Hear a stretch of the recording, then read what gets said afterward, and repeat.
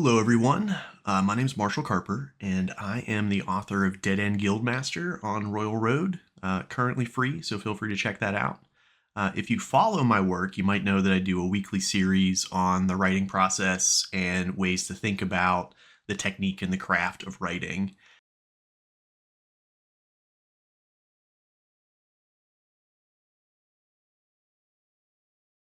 I started thinking that abstractly looking at concepts and looking at a few examples in literature is great. But I thought that maybe showing the revision process on writing that's in progress and maybe from a more familiar genre like lit RPG or progression fantasy might make that material a bit easier to digest. And also, it's kind of fun for me to do this process too. So, we're going to look at a real chapter today from a real author that's on Royal Road. And before I get into who and what, I just want to caveat this.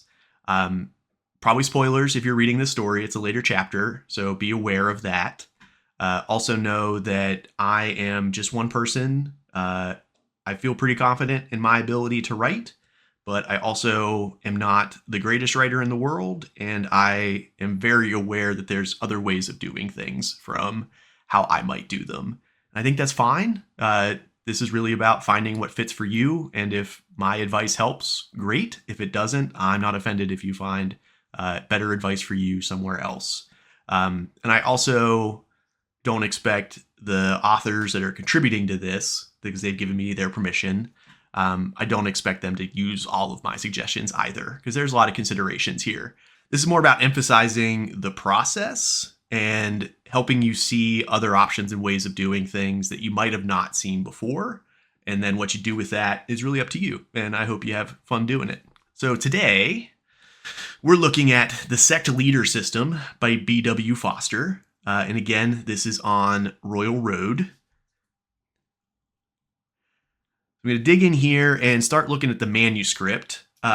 This is recording this process has been tricky. This is a couple takes for me. So I'm going to do my best to walk through the suggestions that I would have, and hopefully that works out okay. At the same time, check the description in the video for the annotated draft that I'm looking at here, so you can actually read the story and also see the suggestions and changes that I made in the video. But if you want the deep rationale, it's all going to be in the video itself. So let's dig in. I'm not going to read this to you, so we'll just focus on the parts that I think we can improve.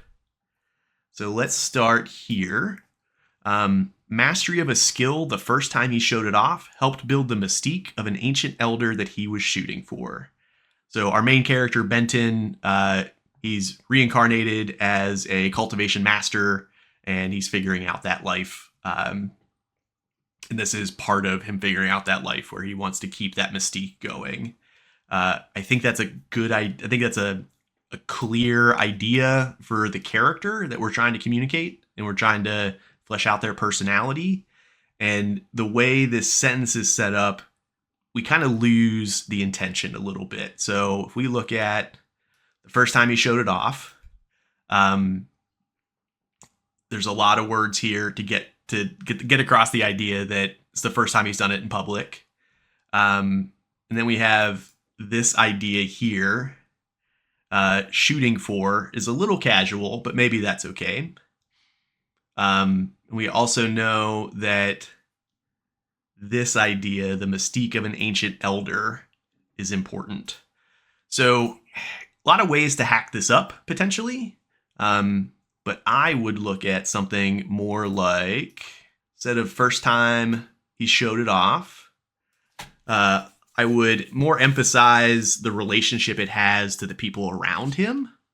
So I think we could do something instead where it's that no one knew he had. I think that's closer to the idea of what we're trying to communicate about Benton and what he's doing here. And I don't like the idea of the mystique of an ancient elder being buried here, because we have helped build the mystique, and then we get to the ancient elder part, and the ancient elder part seems particularly important. So if I restructured that a little bit, I could put this as help build the ancient elder mystique that he desired, maybe, instead of shooting for. Shooting for feels this use of the verbs here, this use of verbs here, anytime we have a lot of words surrounding a verb, we're probably diluting the power of it. So if I can cut this down to desired, then that takes a lot of words, simplifies it, gets to our idea more quickly. But more importantly, we were talking about this part. So I've turned this into more of a direct noun adjective relationship.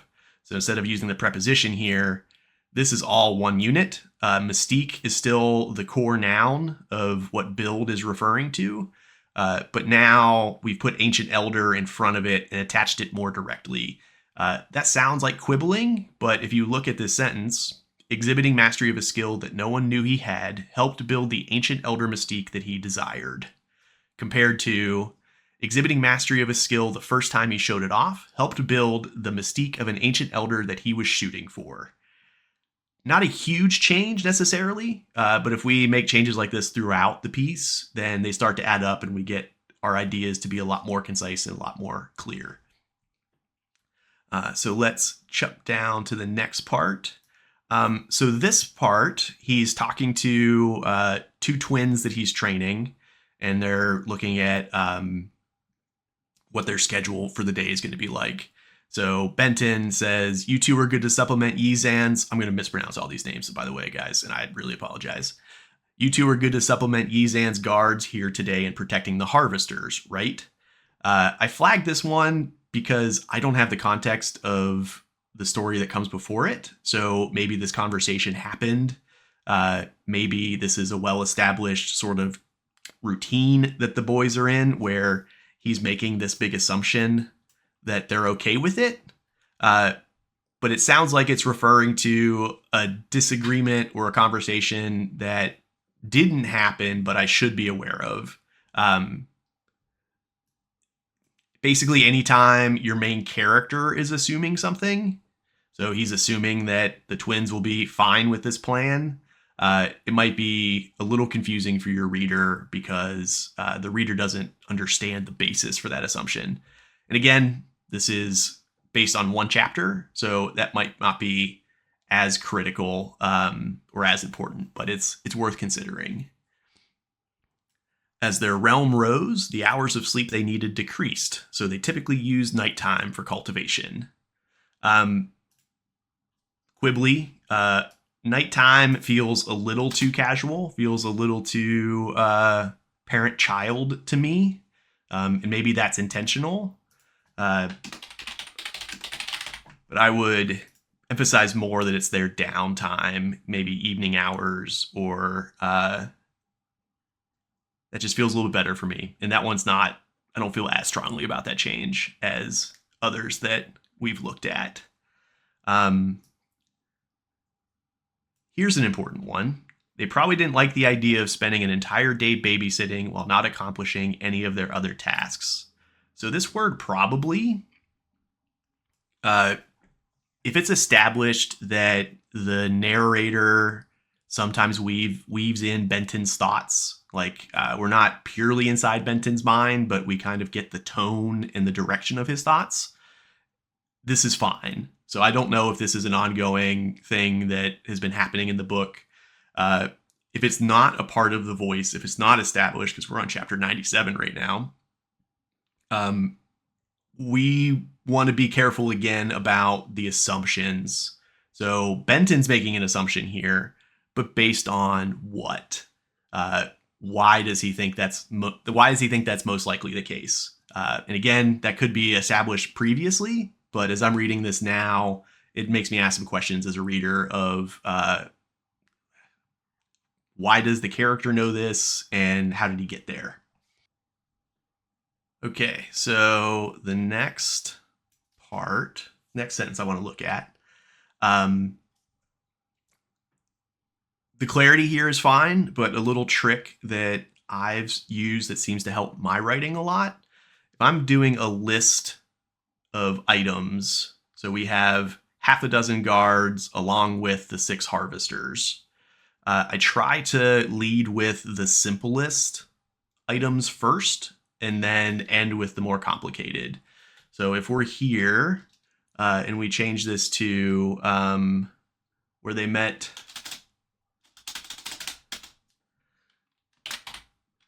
Yizan, 6 harvesters, as well as half a dozen guards.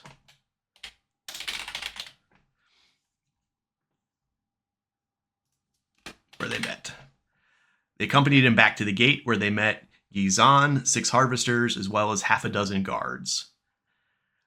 If we need to emphasize that these are Yizan's guards, because that was part of the original sentence, I would cut this up into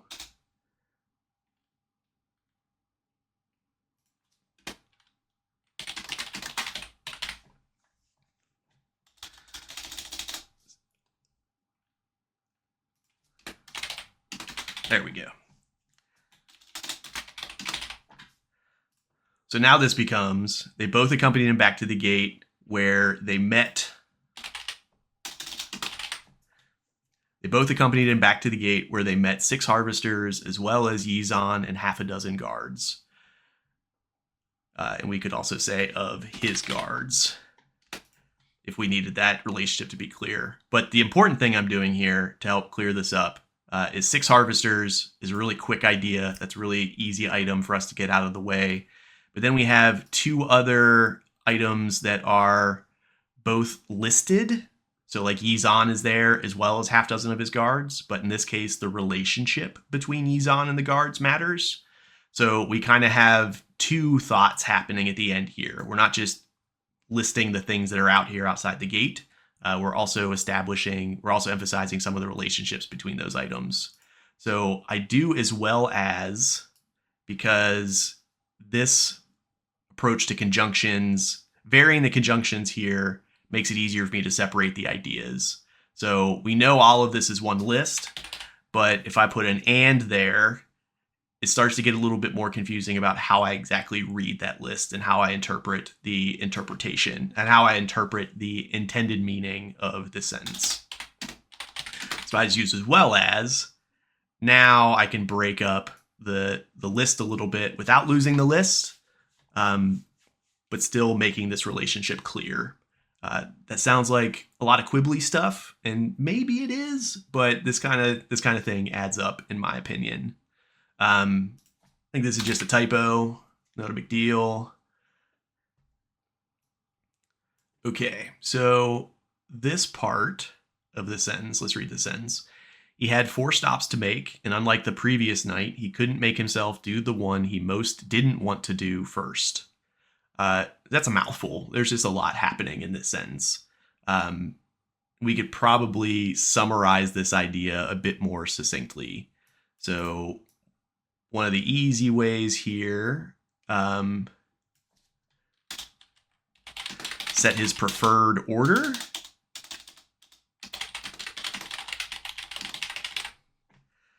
Let me read this again. He had 4 stops to make, and unlike the previous night, he couldn't set his preferred order. So it feels like this is an important idea from what happened earlier in the story that I don't have access to. So since that's an important fact to emphasize, I want to make it really clear what the difference is. And being a little bit more succinct helps there. And if we keep going, one of the words, there's a couple words that I'm going to call them trigger words, just because it makes me think of stuff, not because it's triggering me upset. It's just like I look for those things as red flags, because a lot of times there's easy revision opportunities available to me. So we have this sentence. And again, I'm really sorry for butchering all these names. Wan Ai glanced at Zhu Tian, clearly hoping he'd take on the duties of reporting to the sect leader. but she had no such luck as he deferred to her. The idea here is fine. When I see clearly, I want to understand, why is that clear? What is the narrator seeing, or what is Benton seeing that makes this obvious? Put us a little bit more into this scene so we understand how the character's interacting. I understand the outcome. He deferred to her. But there's an interpretation happening here, and we're not given the basis for that interpretation. If we are, we might be able to communicate that idea without having to make the interpretation at all. We can just plant it in the reader's mind and let the reader conclude how this person felt. Because ultimately, we could condense this all the way down to One Eye deferred to Zhu Tian. Then we get that idea covered completely if this part's not that important. And then this is just a typo. I don't care about typos. It doesn't bother me to see them. It's a draft. Is not indicative of anybody's writing ability. Another one of those trigger words is this word actually. So most of the time you can cut it. It's not to say that it's always useless, but it should be used sparingly, because when we do actually, we're really setting up a shift in expectation or a contradiction to an assumption. That little twist, that actually, that turn should feel pretty significant. But in this sentence, the boy had kept trying to hush her during that whole explanation, but she talked right over him. It's not surprising that she talked right over him. Like, that's just one of the things that can typically happen in a situation like this. It matters that she talked over him, but this word actually is not as useful here, in my opinion. Like I said, it's useful other places, just not in this exact case. Both is another trigger that I look for. It's really easy to get in the habit of putting this in your stories, and I do the same thing in my drafts. But it's unnecessary most of the time, because if we're emphasizing both here, do we really need that? Because we already know who we're talking about. If it matters, if the emphasis is really, really important, go for it, of course. But if it's not essential, I would think about deleting it. And then here we have passive voice, which basically just means I'm hiding my verbs behind words that shift this moment farther into the past. Because I could just write this as had worked. The pairing worked out a lot better than he expected.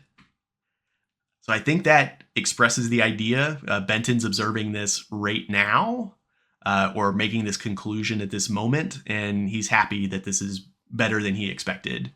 However, if this was him reflecting on, if we push that one more moment in the past, so if he was at a point in the future thinking about being in this moment where he was recognizing that it went better than they expected, I would use had, because now we're kind of embedding a memory in a memory. But the short version, my rambling aside, is that we want to get away from the passive voice wherever possible. Sometimes it's useful, and sometimes it's the right move, but a lot of times it's not. A lot of times you can cut the passive and just get to the good verbs here, and make a big improvement that way.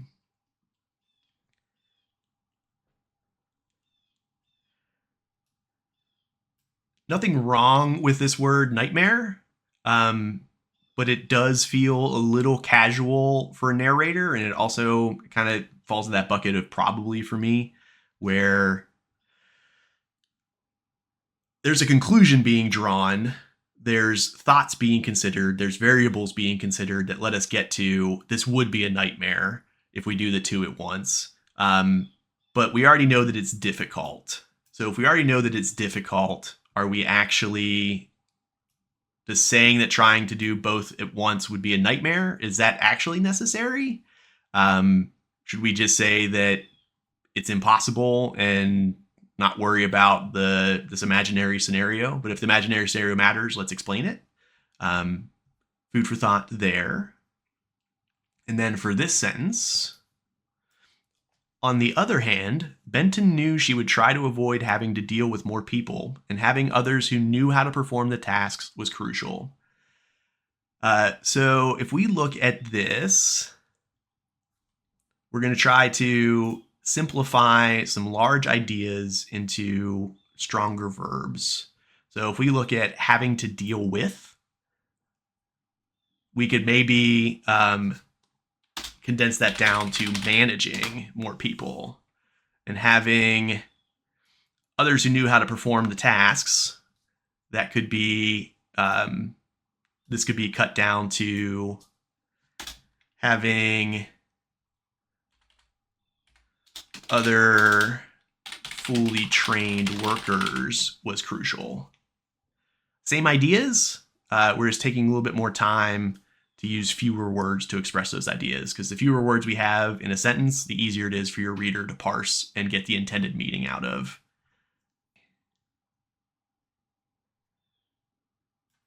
It looks like you have all the menial tasks being performed by villagers Zution hired, so they probably wouldn't be much help for now. So this is dialogue. Benton's talking.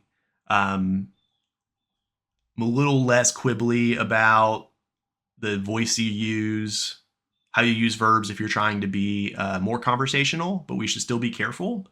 So if we look at all the menial tasks being performed by, maybe we could say assigned to, or delegated to, or if we're really focused on the responsibility side, trusted with, but I think assigned to, because we're kind of talking management here, is a little bit more clear.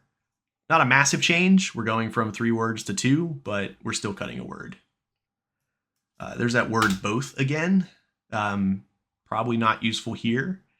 And if we look at this sentence, his judgment from Sue's memories and pill basics was that it was suboptimal, but not enough to impact her potential. Because I'm not familiar with what this exactly is, it sounds like a book or a course, or some sort of like class. Making the sentence a little bit more parallel can help emphasize that if the reader is not going to be clear on it. And I think it sounds better. His judgment from Sue's memories and from pill basics was that it was suboptimal, but not enough to impact her potential. A little quibbly, but worth looking at. And then anytime we have it as the subject of a sentence or the subject of a clause, so it was optimal. Anytime we have it here, it can start to create, I just did the same thing in my speech. Putting it can create some confusion about what you actually want it to mean. Most of the time, your reader's going to pick up on it because it's not an unusual way for us to talk, but you're also putting a puzzle in front of your reader potentially, and some readers are going to fail that puzzle. It's just inevitable. So we could prevent that by addressing this a little bit more. So usually we would try to clarify that pronoun. So something like, how much would the rapid advancement hurt her base? His judgment from Sue's memories and Pill's basics that rapid advancement was suboptimal, but not enough to impact her potential. Again, might not be crucial, but it's a little more clarity to the idea. Of course, he'd sit down with her and discuss the positives and negatives before he gave her either pill. Again, we have a lot of verbs happening here. We have sit, we have discuss. We don't necessarily need her to actually sit down. It's more important that he's explaining. Of course, he'd explain the positives and negatives before he gave her either pill. Ultimately, it was her decision. So, same thought, we just made it a little bit more succinct, which makes it easier to read. And this is more of a style thing, but we could look at dropping ultimately down to its own line, because that emphasis feels important. and bring this sentence up into the upper paragraph, which is what you would see if we turned off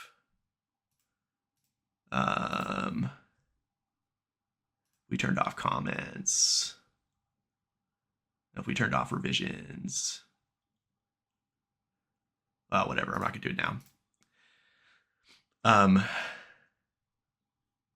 That little emphasis might be useful, but that's just a style thing for me. That solution really would be best for the sect, but he hated for her to sacrifice her own advancement.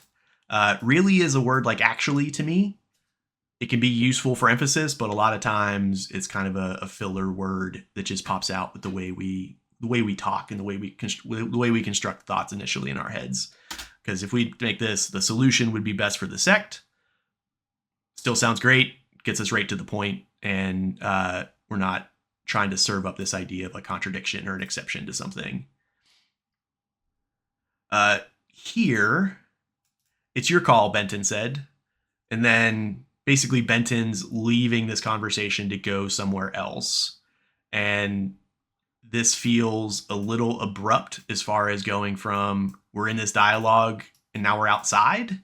So I think there's two ways to think about doing this. We could emphasize something like before leaving her to think. That clarifies a bit more about where he left it and why he left it. At the same time, if we just want to do a straight up cut, because I can also understand like the film scene cut here and why that would be interesting and impactful. But to avoid reader confusion, maybe we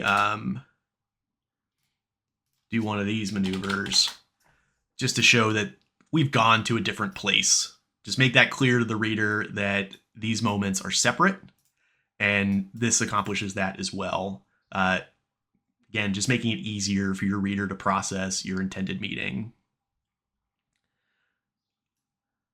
Not that he ever really doubted it, but it was still cool that his sect now had its third A rank member.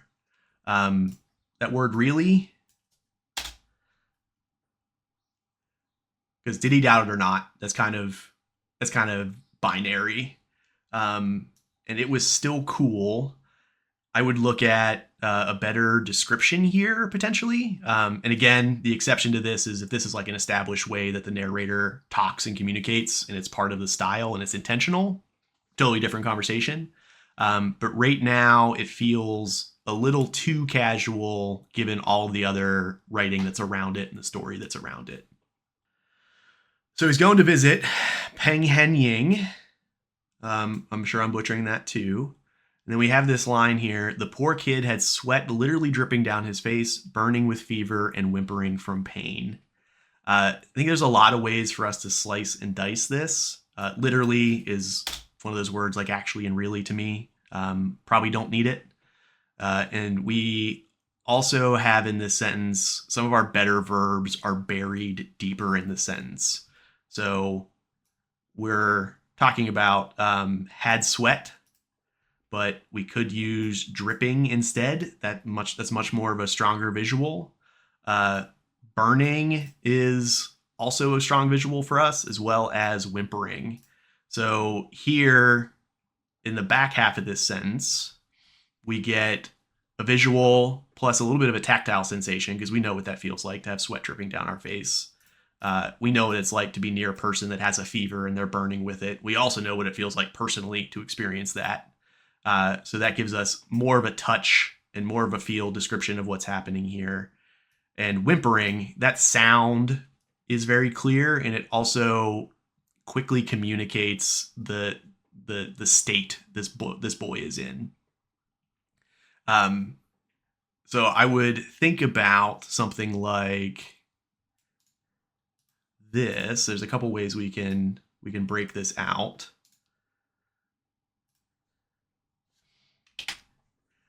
So we could break this sentence out to sweat dripped down the poor kid's face as he burned with fever and whimpered from pain. So now we put the sweat up front to really drive this part home. Or if we want the fever and the whimpering to be the bigger part of this idea, we put that in the front. Burning with fever and whimpering from pain. Sweat dripped down the poor kid's face. I don't like that as much. But you see how we can just reorder this sentence a bit to get a bit more out of it. And there's several ways to go about this. If Benton didn't fully trust the system's quality enough to believe completely that the kid would come through just fine, he would have called a stop to the whole thing. We have a couple descriptors here that sound like they're not necessary. So does he trust the system or not?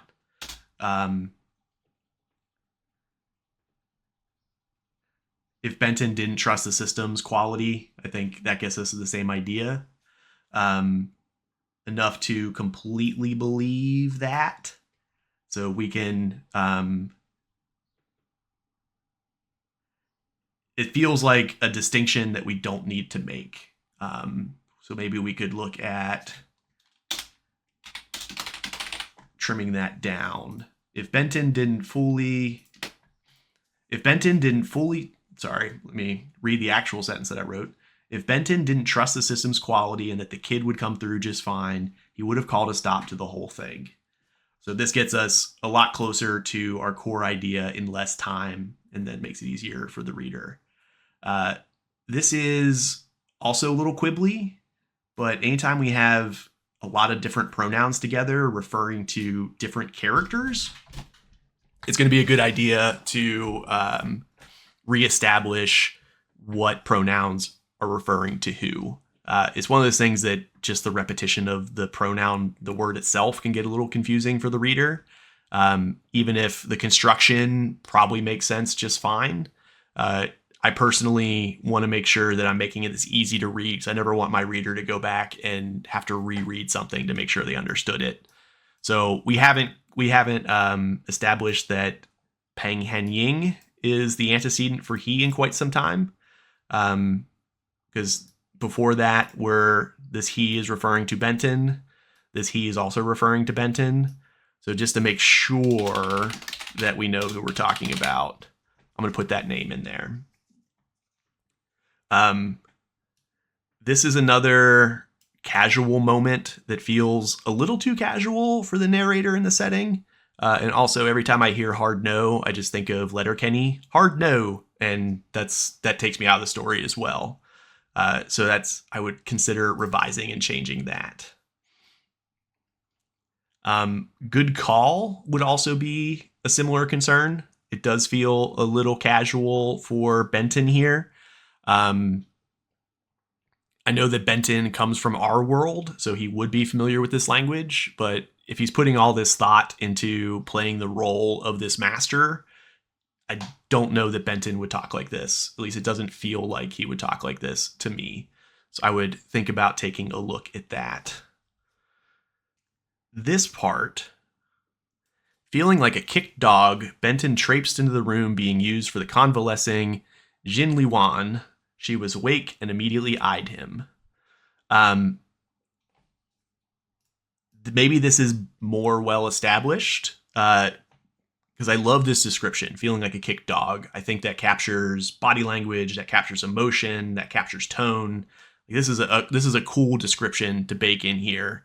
But I also don't necessarily understand why he suddenly feels this way.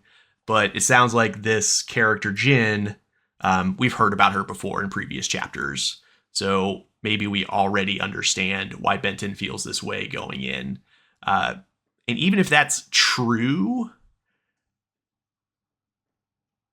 I think we can emphasize his reluctance or his hesitation a bit more. Because we have this word side up here. Maybe we can put some body language into that. I did a previous video on concrete, abstract. So basically, this really abstract idea, let's set it up with more concrete visuals first. Again, might not be necessary based on the context of the rest of the book, but it might be useful for you to look at.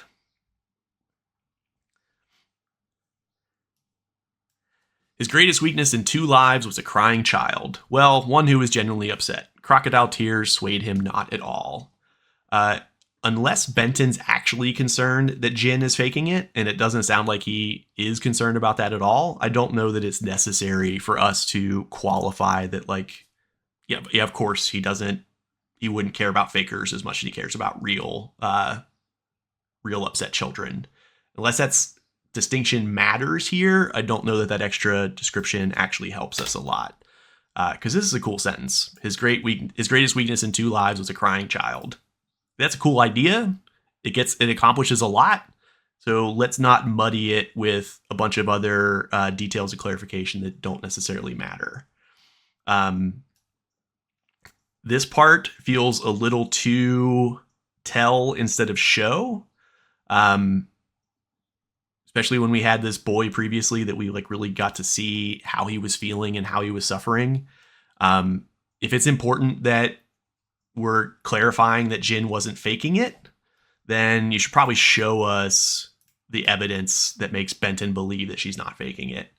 I also think we already know that she's devastated based on how she's communicating and what she's talking about here. So we might even just cut this completely and not lose anything, potentially. The whole thing was made worse by the fact that she wouldn't be in all that pain had he come back to the village when he said he would. So there's a lot of opportunities here. The whole thing, it's a long way around to say like the situation. We could probably do that in one word. Made worse by the fact. That's also a lot of words to get to one specific idea. When he said he would. All these ideas make sense. Like, I can read what the sentence says and understand what you mean. But when we have this many complicated descriptors for how we're feeling, there's a lot for the reader to decode. So if we look at a different way of setting this sentence up, so let's do, had he come back to the village as planned, she wouldn't be in all that pain.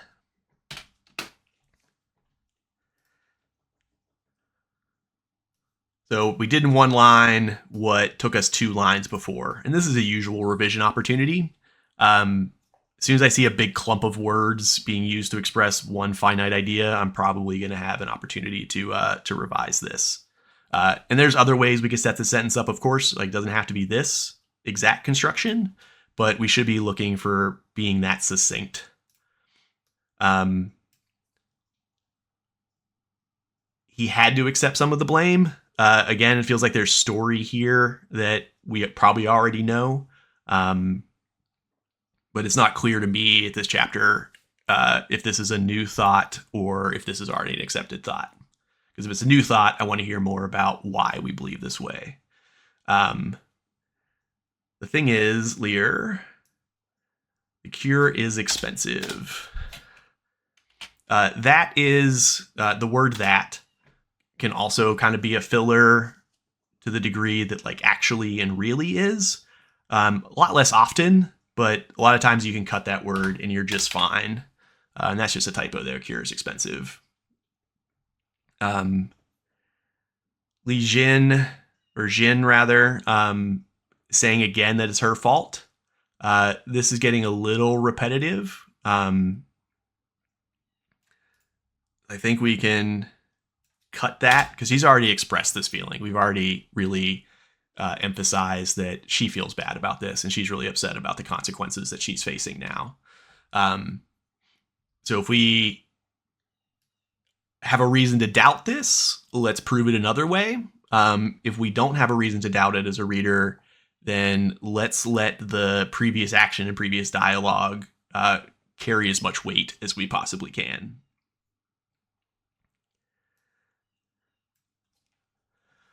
The girl was so clearly trying to reassure herself that it broke Benton's heart. Another one of those trigger words, clearly, is back here. So that's making me want to think a little bit differently about how we're putting this sentence together. So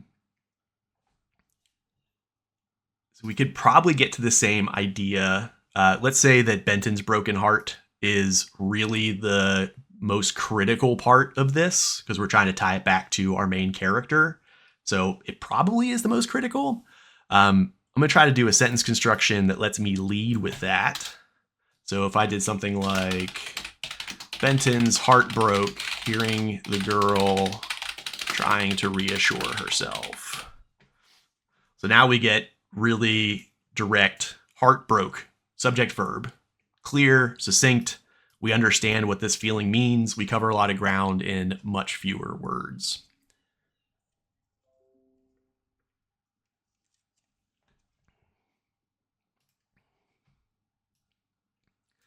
She gamely tried to smile, but it was as if her lips just couldn't make the necessary movement. Just couldn't make the necessary movement. This is a lot to say they didn't move. Probably refused to move. I think it's not the right word there. I think what makes this part tricky is that there's an interpretation happening here that we're not actually seeing. And the narrator is digging into a detail that only the narrator knows, which hasn't happened all that much in this story. But I think gamely tried hints that she failed at this, but there's some visual indication, in which case it made some movement, in which case it moved a little bit. So I think there might be a better visual of like trying to force her lips to curve into a smile or something like that. Be a little bit more descriptive of what we're seeing here that lets us know she wants to smile, but she's really struggling. The entire group agreed that not healing her was best for the sect. Spending so much for so little in return made no sense. They all had a good reason for making that decision. I'm not familiar with this group, so I don't know if we need to clarify they anymore.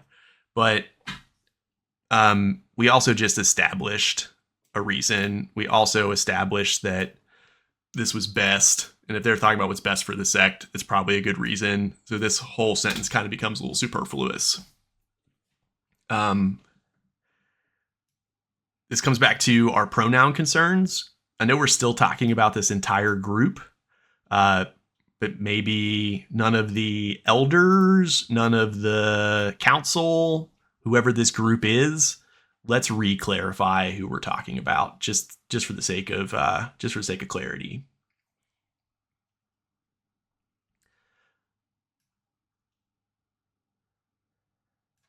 So this piece of dialogue, Benton's talking. That last part is really sweet. Protecting people is good. I like that. The first part of that, I didn't. Vengeance feels like it should be good, but it isn't. If I heal you, I want you to promise me that you won't pursue some kind of war against the beasts. No vengeance. Your mom and dad wouldn't have wanted you to live a life full of hate. There's a lot happening in this paragraph, and there's some pretty powerful ideas here being communicated between these two characters. But I think they're muddied a little bit by trying to make this sound so much like a casual conversation. Dialogue's a weird challenge because it's really easy to hear when dialogue sounds wooden. And in our attempt to make dialogue not sound wooden, it starts to feel a little bit more inauthentic or confusing. One of those strange moments where like you're doing a lot of work, but you're trying to hide as much of that work as you possibly can. So what I mean by that is, what if we chop this down? Protecting people is good and really sweet. I can even probably make the argument that we don't need this either, because like protecting people is really sweet. I think we understand that's a good thing. I like that. And then I don't think we need to say that he disagrees with the first part because he's about to say it anyways. Vengeance, however, so that gets us the distinction that this sentence is different from the thought in the previous sentence. This sentence is supportive. This sentence disagrees. I think we've talked enough about vengeance that I don't think we need to say it again necessarily, unless we're really expecting this kid to not to not listen to us.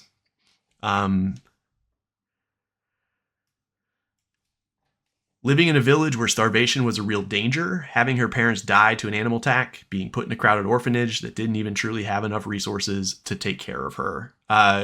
If this is an intentional sentence fragment, fine with that. If it's not, we need to come back and add a subject and a verb. But no matter what, even truly is probably not necessary. Did they have enough resources or didn't they? It's probably all we need to cover there. Practically, I put it up there with literally and clearly. Probably don't need it. If you feel like fled is not a strong enough visual, let's think about other verbs that we could put there. And then we also have this probably crack. Maybe there's a reason Benton's making this assumption, but I think probably is doing a little too much work here in terms of what the reader's supposed to understand for the story. Now, when BW sent this, they mentioned that this was a pretty emotional chapter, and they really wanted that emotional moment to ring true. So if we want that feeling to linger, we need to end on it. We need to make it last. So if you think about like that last note of a symphony, it kind of echoes and reverberates, and you kind of carry that feeling kind of like an aftertaste. You carry it with you afterwards. But that echoing doesn't happen if you immediately play another note or immediately eat something that you just eating something different that gives you a different taste. So you lose everything you had before.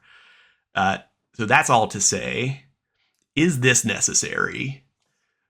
We just had this really intense conversation. Benton just made a big decision that affects him, affects this girl, affects the group overall. And we kind of muddy it by having a second ending here.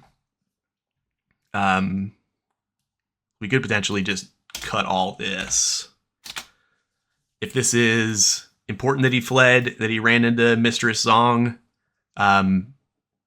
if this is a key moment, maybe it goes in the next chapter. But I would be really hard pressed to suggest putting something after this conversation, because you're so close to ending the chapter already. Like, this is not a whole new scene. This is just extra material about this scene. And, well, I've got stuff to do. Of course he has stuff to do. We know that. We don't need to say it. So we can let the conversation and Benton's decision be the final thought that's echoing for us.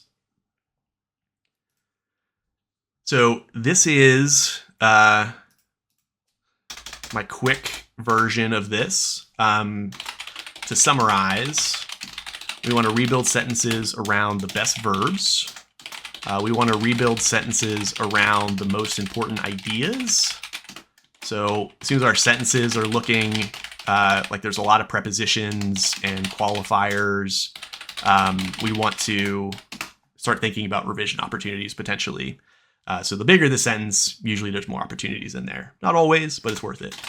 And then we want to be wary of constructions containing clearly, probably, literally, and even.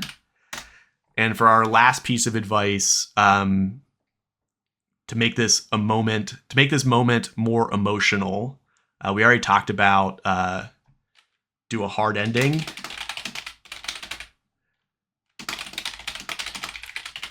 So don't dilute your effect with something different. The other part here that might help us with this story, we should set this scene up much more clearly far earlier. So I think we hit at it when we talk about his preferred order of doing things. Here we go. He had 4 stops to make, and unlike the previous night, he couldn't set his preferred order. Instead, he went to see One Eye. When he got there, blah, blah, blah, blah, blah. So it sounds like he's dreading having this conversation, or he's not looking forward to this conversation.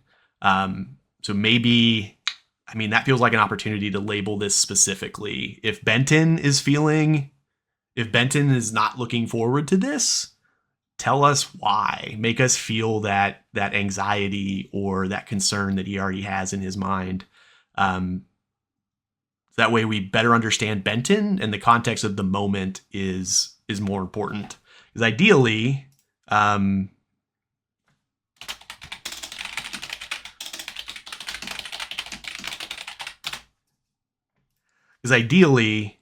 this is something that pops up for Benton throughout the whole day. We don't necessarily need to emphasize it every stop that he makes, but really every stop is a countdown to this conversation he doesn't want to have or a situation that he doesn't want to face. So if that's the case, then there's a lot of emotion and feeling that I feel like a reader could relate to, because we've all had that thing of like, I really don't want to do this, but I have to. We could probably understand Benton a bit more if we feel that going in. Like I said, we don't need to mention it every stop he makes, but maybe at the second to last, like as he's finishing the second to last errand on his list, we reemphasize why his anxiety is strong, or we are shown Benton being anxious. Is he like wringing his hands? Is he sweating? Is he having to take deep breaths? Like, give us the feeling of what Benton is going through. So the last piece of advice there is make chapters driving tension more clear and more essential to the structure of the chapter. And I think that's where I would stop. So thank you for watching. If you have feedback on how I'm doing this, I would love to hear it, because this is a tricky format to do. I'm going to keep trying. But otherwise, I appreciate B.W. Foster. Thank you for sharing your chapter with me. And again, if you guys are into this kind of story, check it out on Royal Road.